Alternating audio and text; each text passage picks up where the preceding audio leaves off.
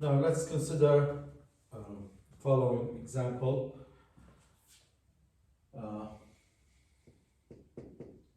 Let's say we have a system with a transfer function g of s equals 1 over s plus, let's say, 2, and feedback transfer function 1 over s.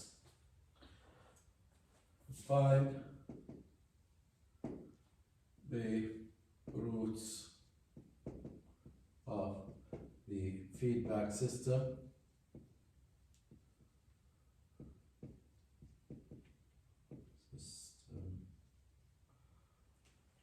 for all values of k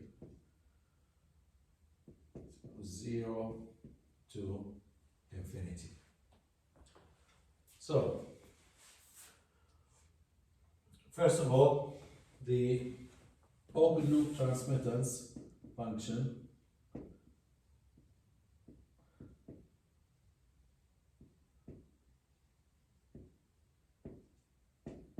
is g h of s equals 1 over g times h, which is s plus 2. So for this open loop transmittance, we have no zeros and we have poles at s equals 0 and s equals negative 2. So P1 equals 0 and P2 equals negative 2. So we have one pole right here at 0, another pole at negative 2. This is P1, and this is P2. Now, so now I know that the roots of the feedback system, when k equals 0, the roots are here. When k equals 0. That's solved. I need the rest of the k's.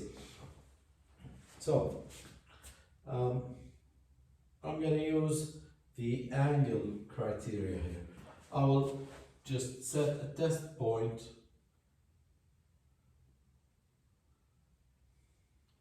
Let's call this test point. And see what location of this test point makes it a root of the characteristic equation of the system. So now I will draw vectors from the poles to the test point. I know that the angle criteria says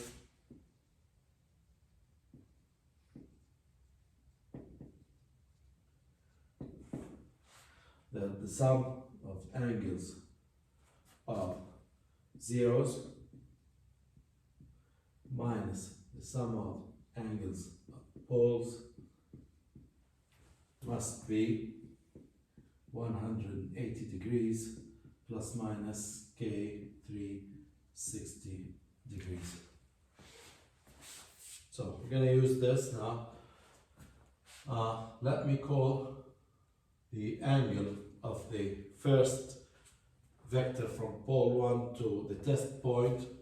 Let's call this alpha, and the second angle from the second pole to the test point, and let's call this beta. So apply the angle criteria. The sum of angles of zeros, we don't have any zeros, so we have sum of zeros minus the sum of angles of poles, 180 degrees plus minus k 360. Here we have 0, we don't have any zeros, minus The sum of angles from the poles to the test point are alpha plus beta plus 180 degrees plus minus K 360. Now, let me call this angle on the inside here theta. I know that alpha equals 180 degrees minus theta.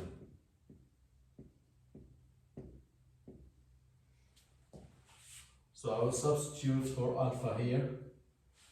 You get negative 180 degrees minus theta, that is alpha, plus beta equals 180 degrees plus minus K 360, which means that minus minus, that's theta, minus beta minus 180 degrees equals 180 degrees plus minus K 360.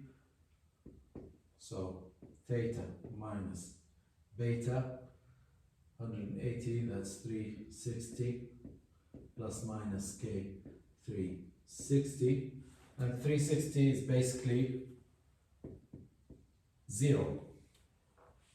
360 degrees is the same as 0, so that means for the test point S to be on the root locus, or to be a root for the characteristic equation, theta must equal beta. I got this conclusion using the angle criterion. If test point S is a root for the characteristic equation for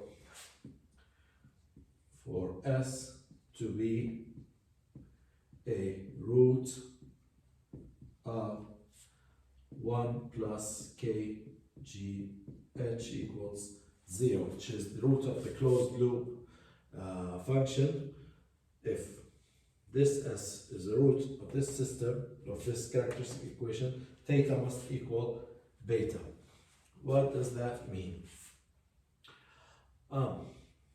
If theta is equal to beta, that means this triangle should be equilateral triangle.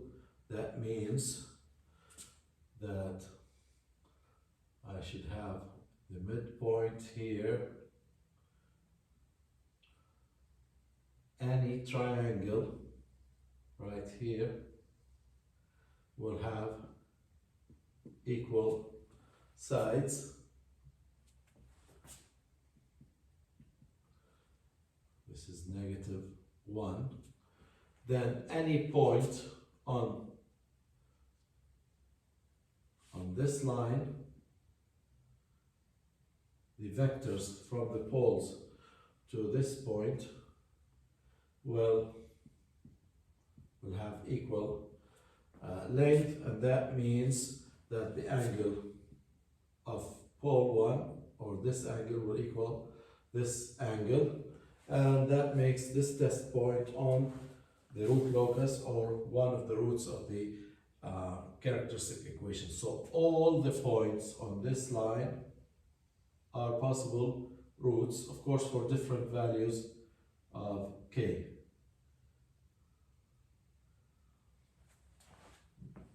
So now I've located all possible roots here, but there are still some other possibilities. We said that the roots at k equals 0 are at the poles. So we should connect. There should be a line that originates from P1 and connects to these two lines, and the same from P2. Now, theta equals beta also when theta and beta are 0. So when these two lines are flat,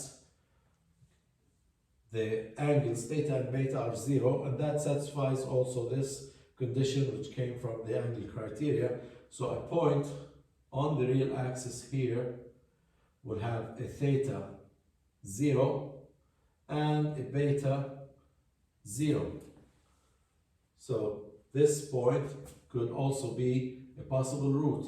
Another point here, the angle from P1 to the point, the test point here, the theta angle is 0 and the beta angle is also 0. So all points on the real axis here between P1 and P2 are also possible roots for different values of k.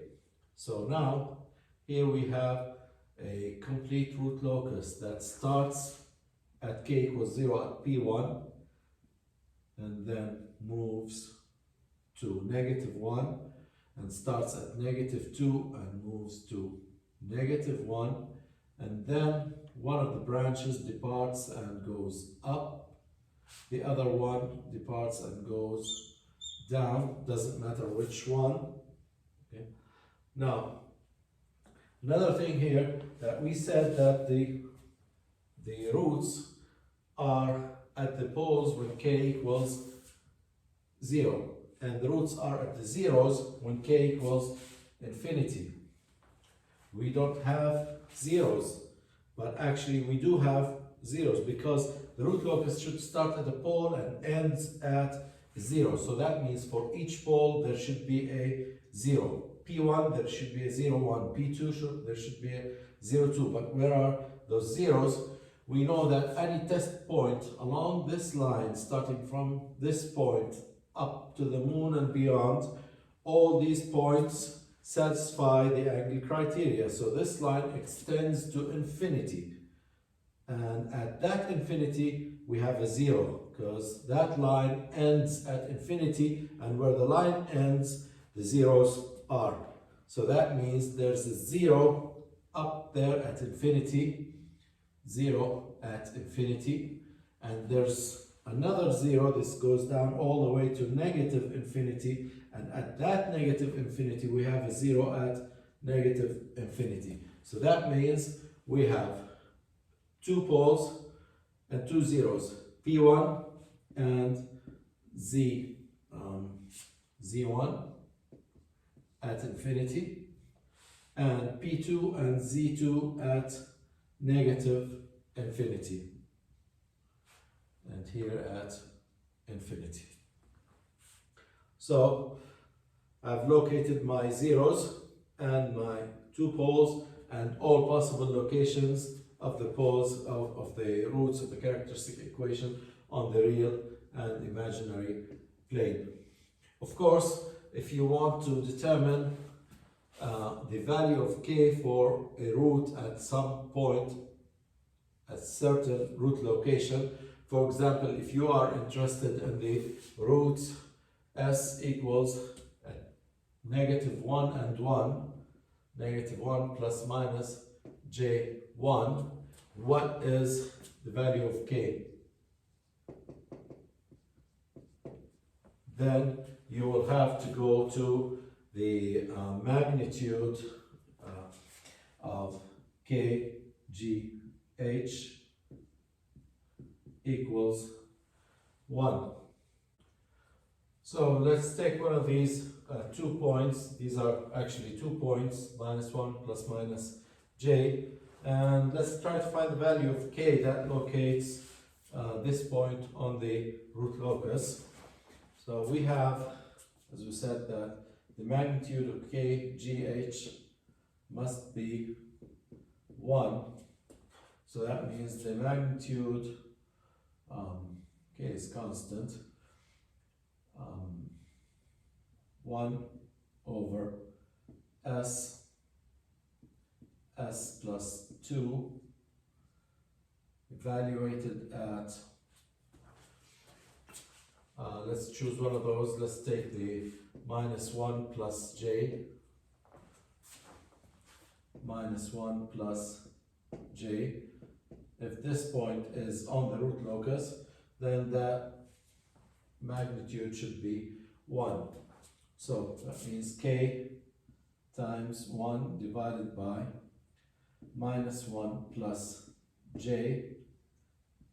that's S, times minus 1 plus J, that's S, plus 2. This magnitude is 1, K, minus 1 plus 2 is 1, so we will have 1 divided by minus 1 plus J times 1 plus J equals 1. Multiply the two numbers here, you get negative 1 and negative J, positive J, that goes away, and J squared is negative 1, so we have 1 divided by negative 2 equals 1. The magnitude of 1 divided by negative 2 is 1/2, so K divided by 2 is 1, which means that K is 2.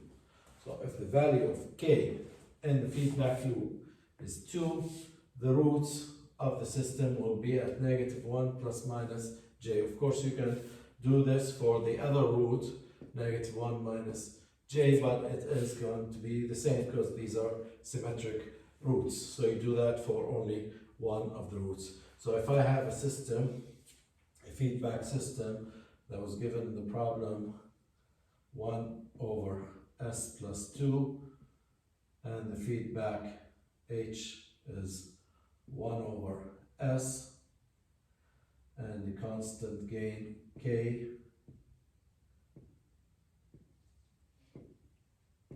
plus minus, then the transfer function, the reduction of this block diagram, Ts, is K G divided by 1 plus K G H, that is K divided by S plus 2, that's K times G, divided by 1 plus K G times H is 1 over S times S plus 2, multiply by S times S plus 2 in the numerator and denominator. This transfer function reduces to Ks divided by S times S plus 2 plus K. So the characteristic equation of this feedback loop, Q equals S squared plus 2S plus K. Now let's put K equals 2. So for K equals 2, Q becomes S squared plus 2S plus 2. Find the roots of this polynomial, this characteristic equation. You will find that the roots are two roots, S12 equal negative 1 plus minus J. And these are exactly the roots we started with. So using this magnitude criteria, I can determine the value of K that leads to certain root location. The angle criteria determines the shape of the root locus and where in general the roots are located on the real imaginary plane. Of course, the selection of a root depends on your design requirements. We know that, for example, a root negative 1 plus minus J, that corresponds to what? The time constant is 1 divided by zeta omega n. Zeta omega n is the real part of the root, right? So the time constant is 1 divided by 1, which is 1 second. And the damping ratio, the root is at 1 and negative 1. This is the root, my design root. That means zeta omega n is 1, and the time constant 1 divided by zeta omega n, that is 1. And that means the settling time, Ts, which is 4 tau, and that's 4 seconds. The damped frequency, omega d, is 1. That's the imaginary axis. The magnitude here, that will be omega n. Okay. So omega n squared is 1 squared plus 1 squared, that is 2, and that's exactly what we have here. The damping ratio, zeta, equals, that's the cosine inverse of this angle. We know that the cosine of angle alpha is zeta. So the angle here is 45 degrees. So the cosine of 45 degrees is 0.707. That's my damping ratio, if this is the root. If these are the values that I was looking for in a certain control system, then these values translate to these roots, and then knowing that these roots are on the real axis, I can use the magnitude criteria to find the value of k that gives me the required roots.